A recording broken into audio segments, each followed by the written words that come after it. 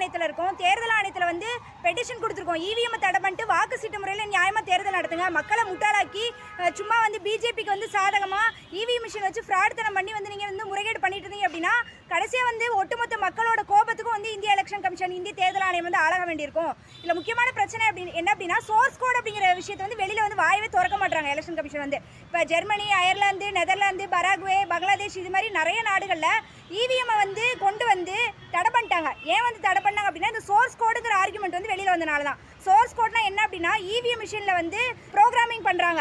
EVM மிஷினில் வந்து programming பண்ணும்போது எப்படிலாம் வந்து கோடு அடிக்க முடியுமோ அவங்க வந்து அதில் வந்து முறையீடு பண்ணுற மாதிரி எப்படி வேணாலும் கோடு அடிக்கலாம், அதை மாற்ற முடியும் அப்படிங்கிறதா இன்றைக்கி வந்து இந்தியா ஃபுல்லாகவே வந்து டெமோ பண்ணி காமிச்சிட்டு இருக்காங்க. நிறைய பேர் வந்து சாஃப்ட்வேர் இன்ஜினியர்ஸ் வந்து நிறைய கட்சிகள்ல இருந்து எல்லாருமே வந்து டெமோ பண்ணி காமிச்சிட்டு இருக்காங்க.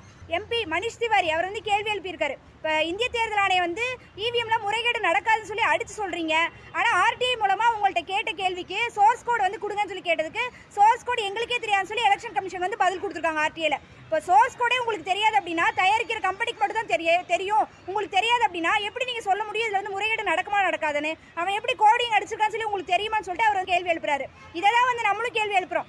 எந்தெந்த நாடுகள்லாம் வந்து இவிஎம் வந்து தடை பண்ணியிருக்காங்களோ அந்த நாடுகளில் ஃபுல்லாக சோர்ஸ் கோட் ஆர்குமெண்ட் தான் ரொம்ப ஸ்ட்ராங்காக வந்து வந்துச்சு. அதனால தான் அந்த நாடுகளில் ஃபுல்லாக இவிஎம் வந்து தடை பண்ணாங்க. இப்போ இந்தியா மாதிரியான நாடுகளில் லட்சக்கணக்கான இன்ஜினியர்ஸ் இருக்காங்க. இப்போ சோர்ஸ் கோடுங்கிற விஷயத்தை வந்து வாயில் திறந்தாலே வந்து ஃபுல்லாக டிபேட்டாக மாறும்னு சொல்லிட்டு அவங்க நிறைய கொஸ்டின் ஆன்சர் வந்து அவங்களோட வெப்சைட்டில் வந்து எலெக்ஷன் கமிஷன் போடுறாங்க. இதில் என்னென்ன மாதிரியான கொஸ்டின்ஸ் வந்து வருது எங்களுக்கு, அதுக்கு நாங்கள் ஆன்சர் பண்ணுறோம்னு சொல்லி. ஆனால் அந்த சோர்ஸ் கோடுங்கிற அந்த வார்த்தையும் வந்து இல்லை, கேள்வியும் கிடையாது, பதிலும் கிடையாது. அவங்க வெப்சைட்டில் வந்து அந்த சோர்ஸ் கோடுங்கிற வார்த்தையே கிடையாது.